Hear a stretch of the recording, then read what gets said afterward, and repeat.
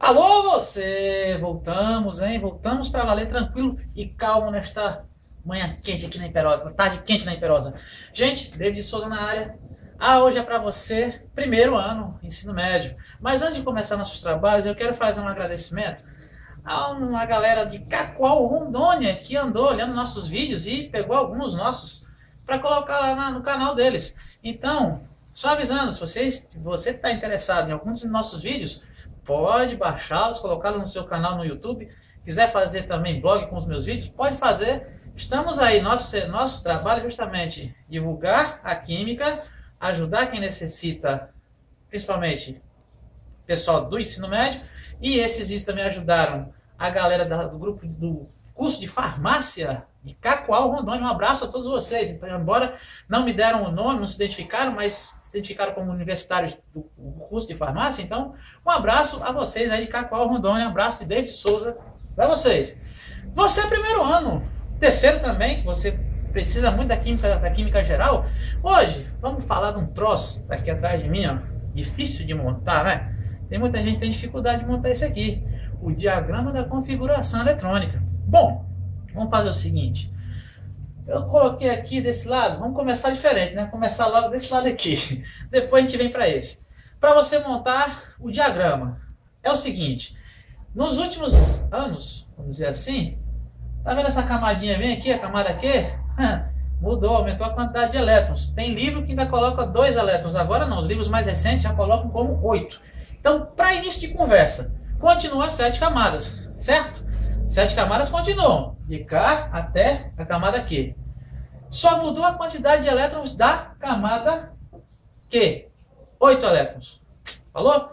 Então, tá aqui, 2, 8, 18, 32, 32, 18 e 8. Não é mais 2 não. Tá? Os livros mais recentes agora estão colocando 8. Bom, como os elétrons são jogados nas camadas, não é de forma aleatória, é de forma organizada, como se os elétrons tivessem endereços igual a gente. Então aqui vamos dizer que são as ruas e aqui, ó, os subníveis são as suas casas, né? Então o que acontece? São 4 subníveis. Isso aqui continua a mesma coisa, não mudou nadinha, né? S, P, D e F, 2, 6, 10 e 14. Você combinando a numeração das camadas, né? Não é necessário numerar aqui, todo mundo já sabe, são 7, né? Você combinando a numeração das camadas, as letras, quantidade de elétrons e os subníveis, aí você começa a montar gradativamente o diagrama de configuração eletrônica do nosso grande amigo e prêmio Nobel Linus Pauling. Para quem não sabe, ele ganhou um prêmio Nobel, não me lembro bem o ano, mas já ganhou um prêmio Nobel, se me falha a memória, falando sobre os poderes da vitamina E. Bom, voltando à nossa químicazinha caseira, né? Saindo do prêmio Nobel e vindo para cá, Linus Pauling montou este diagrama. Claro, tem muito livro que coloca aquela curva toda, né? Aquele zigue-zague todo.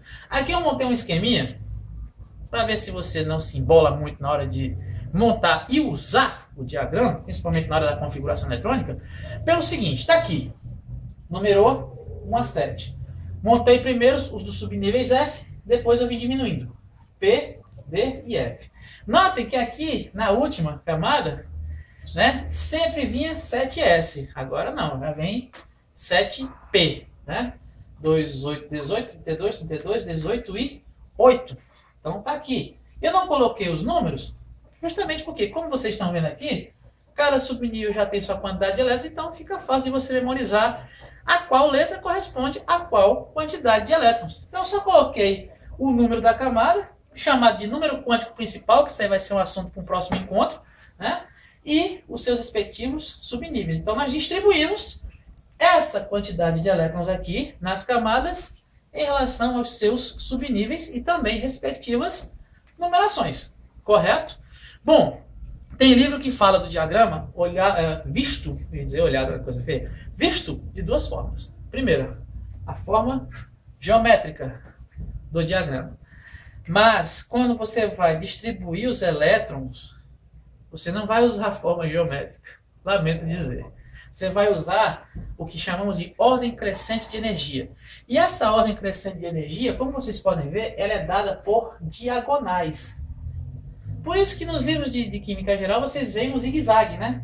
Eu não coloquei o zigue-zague para não embaralhar seus olhos e a sua mente. Eu coloquei apenas as setas no sentido diagonal. tá? Daqui para cá. Aí eu resolvi colocar uns sinais de trânsito, vamos dizer assim. Esses pontos vermelhos indicam que você vai descendo e chega aqui, parou ali. Aí o que acontece? Toda vez que você bater nesse ponto vermelho, você volta para o próximo ponto azul, para a próxima seta azul. Segue adiante, parou aqui, próxima seta azul, volta e continua. E assim vai. Em vez de você desenhar aquele zigue-zague todinho, você inicia com a ponta de seta azul, termina no sinal vermelho. Aí volta e vai colocando as setas. Então vai ser nesse sentido. Por que eu coloco isso? Bom, quando você pega elementos de número atômico bem baixinhos, 7, 8, até 11, né, 16. Bom, quando passa disso, tá? Geralmente de 20 em diante, o cara fica assim, meio que confuso para que subnível vai. Por que, David? Simples. Ora, um elemento de número atômico 20, né? Se você for fazer a contagem, você tem aqui 2, 4, 10, 12, 18. Notem que eu estou assim, ó. 2, 4, 10, 12, 18. Até aqui tudo bem, né? 18. Aí quando é 20 ou acima de 20, quando chega no subnível 3P, muita gente, a maioria, não digo todos, a maioria, pula para cá. E não é, gente. Porque muita gente vai querer usar a ordem geométrica do diagrama. E não é assim. Usa a ordem na diagonal. Então, quando você chega em 3P6, você continua descendo a ladeira em 4S2. Bateu no ponto vermelho, parou, volta para outra ponta azul. Entendeu? Então, o que acontece? Quando você tem números atômicos de 20 elétrons em diante, então, quando você para no 3P, você já vai direto para o 4S. Então, é assim que você tem que olhar o diagrama. Tá? À primeira vista, você tem a vista geométrica. Mas, na hora da configuração eletrônica, na hora do pega para capar mesmo, meu filho, aí você tem que olhar o diagrama de outra forma. Como? Na forma diagonal. Essa diagonal é o que dá a ordem crescente de energia. Bom, esqueci de falar um detalhe. Temos agora também um blogzinho, tá? vitoriaemquimica.blogspot.com. O endereço está bem aqui no pezinho da tela. Lá, nesse blog, do ladinho, tem um blogzinho chamado Pensamento e Existência, que também é de nossa autoria. Lá nesse blog você vai ter pensamentos meus, mas algumas coisinhas também da área de química, inclusive isso aqui. Esse diagrama colocado em ordem crescente de energia. Tá? Você depois dá um pulinho lá no final da aula. Falou? Então, como eu estava falando para vocês, aqui o diagrama, você olha na primeira vista a forma geométrica dele, que é de um triângulo, mas quando você vai fazer a configuração eletrônica, tá? O que acontece? Você vai ter que mudar de visão, você vai ter que olhar de forma diagonal. Aí sempre alguém pergunta, mas fica faltando elétrons? Falta. Às vezes, dependendo do número atômico, pode faltar elétrons. Você tem que completar de acordo com o número atômico. Claro, né? Então, o que acontece? Não esquecendo que cada subnível aqui é a sua quantidade, tem a sua quantidade máxima de elétrons. Você não pode usar S3, P7, D12, F15, não. A cada subnível você tem uma quantidade máxima de elétrons cada um. Aí o que acontece? Se você tem, um exemplo, número atômico 21, né? Aí você começa aqui, 1S, já tem 2, aí mais 2, 4, 10, 12, 18, 20. O próximo, para completar 1, você para aqui, volta, 3D.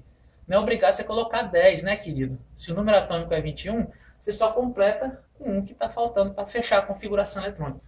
Então, só lembrando, cada subnível, como tem a sua quantidade máxima de elétrons, você não pode passar dessa quantidade por subnível. Pode diminuir, lógico, né? Você tem que completar o número atômico de cada elemento que você for fazer a configuração eletrônica. Mas nunca passar a quantidade de elétrons por subnível. S3, P7, D12, F15. Assim não. Assim não vale. Não existe. Você vai estar contrariando a regra do próprio Linus Pauling. Então, o que acontece? Você pode, claro, diminuir a quantidade de elétrons para poder completar a configuração eletrônica de acordo com o número atômico do elemento, como eu coloquei agora há pouco. Z igual a 21, ou número atômico igual a 21. Eu costumo sempre falar também para os meus meninos o seguinte: quando o número atômico passa de 20, tenha como referência o subnível 4S. Por quê? Chegando nele, você não precisa mais contar daqui para cá. Legal, né? Quando você chega no 4S2, você já sabe que ali já tem 20 elétrons distribuídos. Você só precisa contar do 4S em diante. Já outros mais práticos, eles adotam outros referenciais de subníveis. Eu, particularmente, adoto como referencial de subnível o 4S2, quando o número atômico for de 20 para cima. Correto? Então, de 20 para cima, você vai fazendo a configuração. Chegou em 4S2, já sabe que ali tem 20. Então, a sua preocupação é só contar do 4S2 em diante. Correto? Um outro exemplo aqui que você pode colocar, o número atômico 30. Só não parar até aí, viu? Porque não tem como escrever, porque você, como vocês já viram, assunto grande, quadro pequeno. Isso por enquanto. Vamos colocar aqui o número atômico 30. Né? Então, 2, 4, 10, 12. Olha, estou só aqui na diagonal. 18, 20, 4S2. Já sei que aqui é 20. Conto só para frente. Faltam só mais 10. Bom, coloquei aqui, ó. 3D. Agora aqui, como o número atômico é 30, o subnível D completou com 10 elétrons. Certo? Gente, basicamente sobre configuração eletrônica é isso. Daqui em diante, nos nossos próximos encontros, a gente vai falar sobre números quânticos, vamos falar de tabela periódica e vai sempre puxar em função do diagrama. E nunca esqueçam, senhores, que esse diagrama ele será usado para a configuração eletrônica sempre nesta ordem. Se você quiser fixar de acordo com essa sinalização aqui, melhor para você, porque você tem aqui o ponto vermelho no final da seta. Onde você parar, volta para o próximo ponto azul. Se você achar que essa sinalização não está legal para você, você pode pegar qualquer livro de química geral e olhar a questão do zigue-zague. Não tem problema nenhum. Tá? Se você acha que aquilo não vai embaraçar a tua mente, nem tua vista, usa-se também o zigue-zague do diagrama, que não tem problema nenhum. Aqui foi uma maneira que eu achei para aquelas pessoas que acham que aquele zigue-zague é muito rabisco, né? Aqui já é uma maneira mais simplificada, usando sinais, né? Usando aqui o ponto vermelho, indicando que você tem que parar aqui, e a seta azul para dar continuidade na sequência da configuração, certo? Aí vai ao gosto do cliente. Gente, então a gente fica por aqui, tá? Basicamente o nosso encontro hoje é só sobre configuração eletrônica, né? Que para muita gente ainda é dificultoso, mas no próximo encontro a gente vem com mais assuntos relacionados à área de atomística, né? Que os outros vídeos que vocês já viram e aqueles que vão entrar no meu blog vão ver mais a maioria química orgânica, mas daqui em diante a gente vai pegar um pouquinho mais de química geral e também físico-química, que é o terror de muito aluno do ensino médio. Mas vamos aqui com a gente desossa a bagaça e passa ela mastigadinha para você. Falou, galera? Então, fiquem com Deus, fiquem na paz de Jesus. Até o nosso próximo encontro e tchau. Fui. Beleza?